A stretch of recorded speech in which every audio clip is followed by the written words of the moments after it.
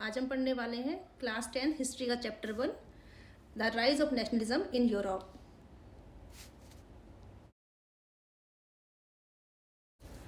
ये जो चैप्टर है ये 6 पार्ट में डिवाइड है। सबसे पहले हम इसमें पढ़ेंगे the French revolution and idea of the nation. Second part is the making of nationalism in Europe.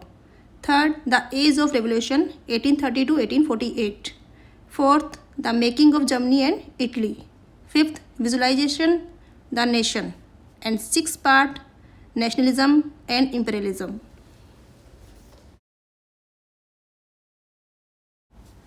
Nationalism का मतलब है देश के प्रति प्यार।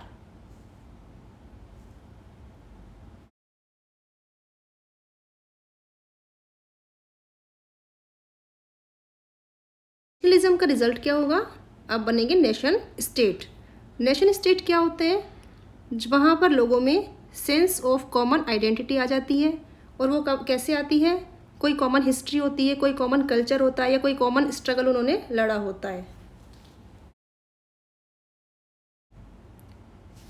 नेशनलिज्म का जो फर्स्ट एक्सप्रेशन है वो हमें मिलता है फ्रेंच रेवोल्यूशन में, जो फ्रांस में हुआ था,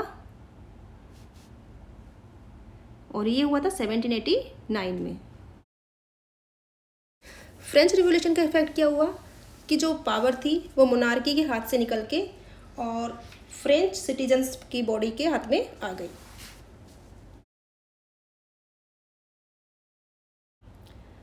sense of collective identity in France, इस पर एक क्वेश्चन पूछा जाता है।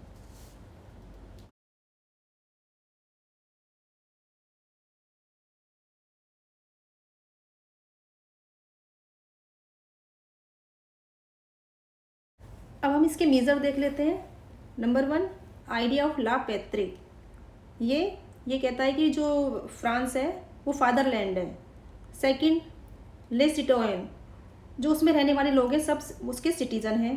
Third one equal right under a constitution, कि सभी को इक्वल राइट मिले हुए हैं। न्यू फ्रेंच फ्लैग, जिसको नाम दिया ट्राई कलर्स।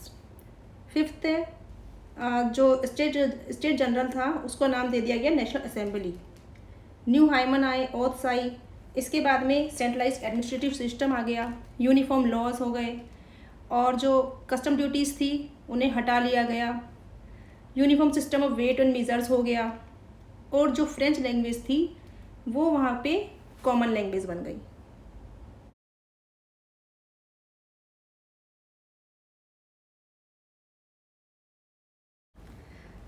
अब जो ये फ्रेंच रेवोल्यूशन चल रहा था तो इसका इफेक्ट यूरोप के दूसरे सिटीज़ पर भी होने लगा।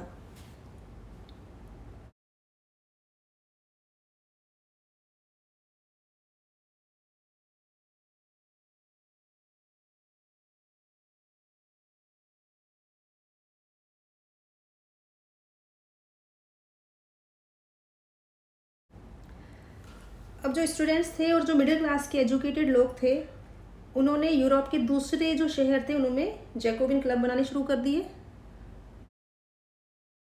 इनकी जो एक्टिविटीज़ थी उसने फ्रेंच आर्मीज़ के लिए एक रास्ता तैयार कर दिया।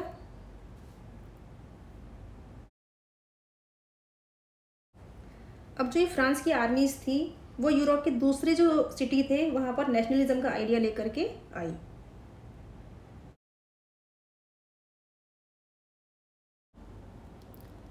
(1799) अभी तक सब कुछ अच्छा चल रहा था, फ्रांस में डेमोक्रेसी थी, लेकिन अब नेपोलियन आता है और ये फ्रांस में पावर सीज करने लगता है। अब जो ये नेपोलियन है इसे हम अच्छा भी कह सकते हैं और कुछ चीज़ों में इसे हम बुरा भी कह सकते हैं, कि जैसे इसने डेमोक्रेसी ख़त्म की और मोनार्की स्टार्ट कर दी।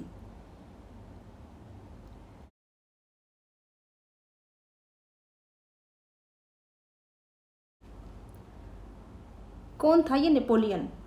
नेपोलियन एक डिक्टेटर था।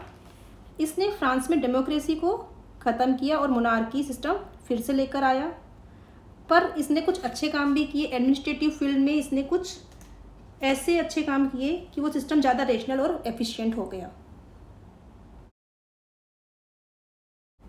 1804 में नेपोलियन एक कोड लेकर आया जिसे हम सिविल कोड भी कह सकते हैं और नेपोलियनिक कोड भी कह सकते हैं।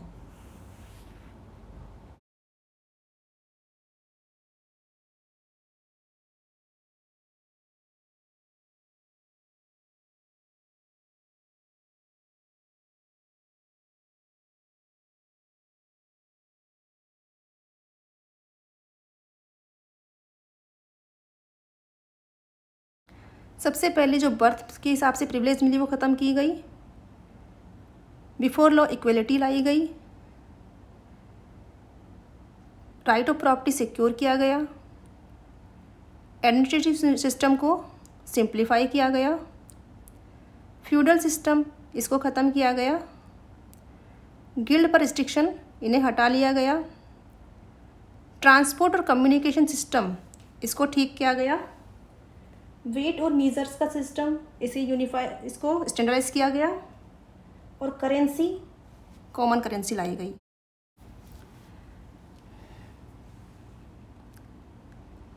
अब जो ये नेपोलियन ने यूरोप में जो एरिया सीज किए थे वहाँ के लोग पहले तो खुश हुए, लेकिन बाद में वो सब उदास हो गए। क्यों उदास हो गए वो लोग? क्योंकि अब सबसे पहले टैक्सेशन वहाँ पे बहुत ज़्यादा बढ़ गया था।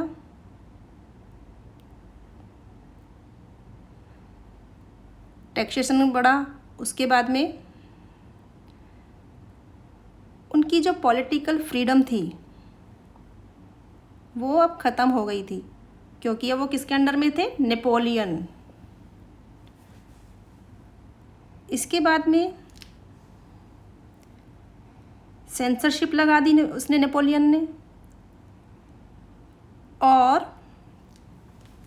सेना में ज़बरदस्ती उसने भर्ती करनी शुरू कर दी। सेकेंड टॉपिक है the making of nationalism in Europe.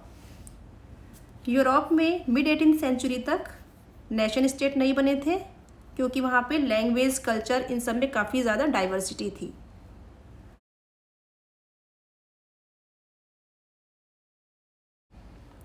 Social structure in Europe. तो यूरोप में 3 टाइप के लोग थे। समाज 3 भागों में बटा हुआ था। एरिस्टोक्रेट, जिसे कुलीन भी कहते थे। पीजेंट्री, इसमें किसान आते थे। एंड थर्ड, लिबरल, जो एजुकेटेड मिडिल क्लास था।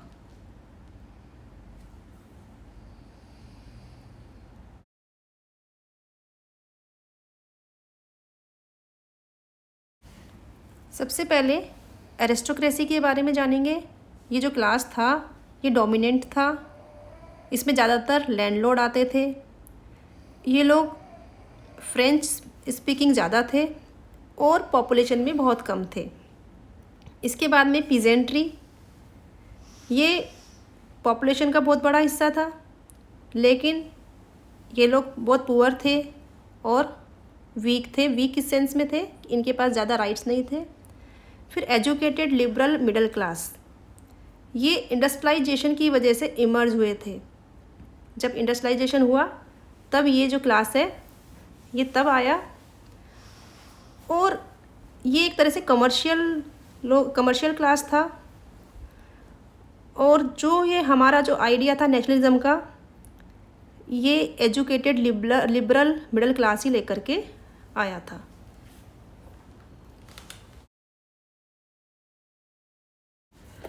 लिबरलिज्म लैटिन वर्ड लिबर से बना है, मतलब इसका फ्री। सबसे पहले फ्रीडम फॉर इंडिविजुअल की बात होती है इसमें। इसके बाद equality of all before the law, कि लॉ के सामने सभी समान हैं। इसके बाद में पॉलिटिकल लिबरलिज्म की बात करेंगे तो जो गवर्नमेंट है वो सभी की कंसेंट से बननी चाहिए, सभी से मतलब सभी नागरिकों के कंसेंट से। इसके बाद इकोनॉमिक लिबरलिज्म,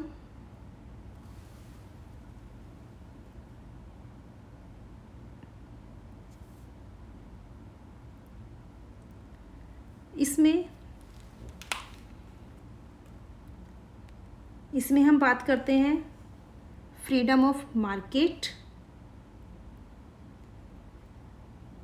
और जो दूसरी चीज़ है वो है abolition of state imposed restriction on the movement of goods and Capitals.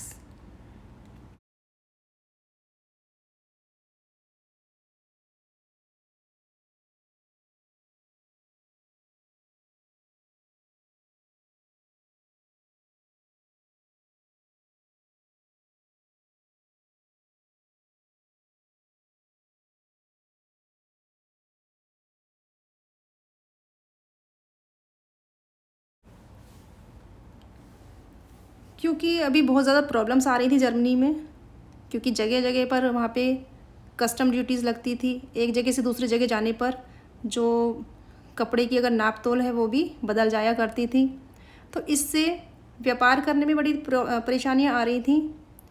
तो जोल्वेरियन नामक एक कस्टम यूनियन 1834 में प्रशा ने इसके लिए इनिशिएटिव लिया और इसको स्टार्ट किया। इसमें जो टैरिफ बैरियर्स थे वो सब ख़त्म कर दिए गए, और जो करेंसीज थी जो 30 से भी ज़्यादा थी उन्हें कम करके 2 तक लाया गया, और रेलवे का जो नेटवर्क था उसे इंक्रीज़ किया गया। इस सब से क्या हुआ, इकोनॉमिकल ग्रोथ होनी शुरू हो गई।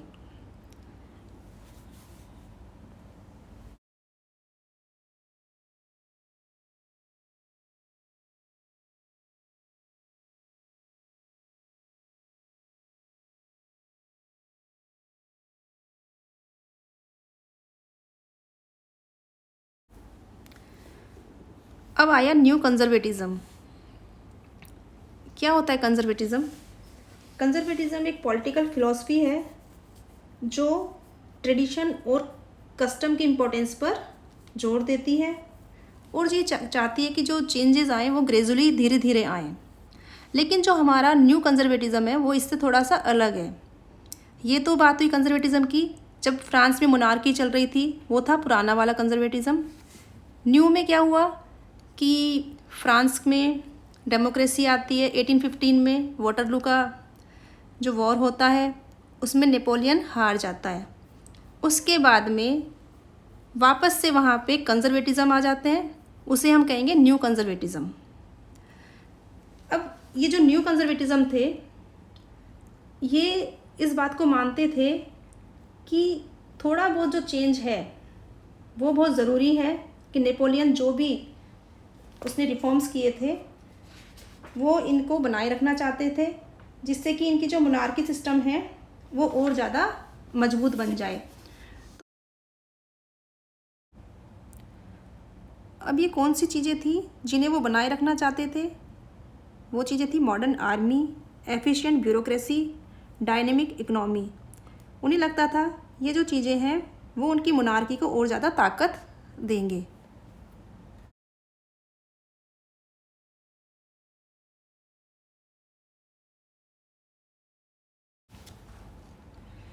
Treaty of Vienna. Napoleon was defeated by Britain, Prussia, Russia and Austria.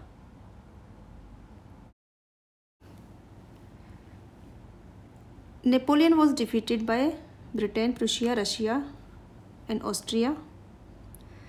अब जो ये ब्रिटेन, प्रूशिया, रशिया और ऑस्ट्रिया के रिप्रेजेंटेटिव थे ये वियना में 1815 में मिले। 1815 में नेपोलियन हार गया था वाटरलू की लड़ाई, और उसके बाद में जिन्होंने मिलकर के हराया था ब्रिटेन, प्रूशिया, रशिया और ऑस्ट्रिया, इन सब के रिप्रेजेंटेटिव वियना में 1815 में मिलते हैं। और इस कांग्रेस को होस्ट कौन करता है? ऑस्ट्रिया के चांसलर ड्यूक मेटरनिक। इसमें एक ट्रीटी साइन होती है, वियना ट्रीटी। इस पर एक क्वेश्चन आता है। 1815 में वियना ट्रीटी साइन होती है। अब इसका ऑब्जेक्ट क्या था, इसका उद्देश्य क्या था इस ट्रीटी का? वो ये था कि नेपोलियन के टाइम पे जो भी चेंजेस नेपोलियन लेकर आया था उन सबको अंडू करना। क्या चेंजेस थे? उसने जो बोनबोन शासक थे उन्हें हटाया था, तो उन्हें फिर से सत्ता में लाया गया। और जो फ्रांस था उसके चारों तरफ बॉर्डर पे छोटे छोटे स्टेट बना दिए गए, जिससे कि फ्यूचर में वो अपने आप को एक्सपेंड ना कर पाए।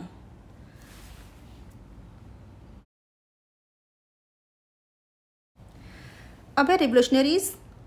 ये कौन लोग थे? ये मिडिल क्लास जो एजुकेटेड लोग थे, जो पहले लिबरलिज्म में विश्वास करते थे, वो अब रिवोल्यूशनरीज बन गए थे। ये लोग मोनार्कियल फॉर्म ऑफ, जो गवर्नमेंट की मोनार्कियल फॉर्म थी उसको अपोज करते थे। ये लोग फ्रीडम के लिए और लिबर्टी के लिए फाइट करते थे। इसके अलावा ये लोग चाहते थे, इस बात में बिलीव करते थे कि नेशन स्टेट बनने चाहिए। इसके आगे का पार्ट हम सेकंड वीडियो में पढ़ेंगे। Thank you.